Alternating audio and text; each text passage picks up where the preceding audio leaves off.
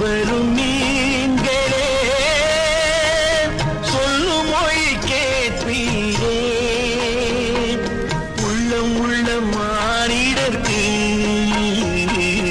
உங்கள் அறிவேதும் இல்லை கள்ளமில்லா உங்களுக்கு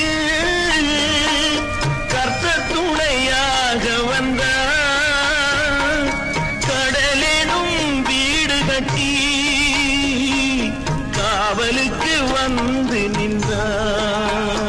சின்னஞ்சிறு மீன்களுக்கும் அண்ணல் வந்து ஊட்டுகிறார் ஆறறிவில் ஓரறிவு அறியாத ஆழமது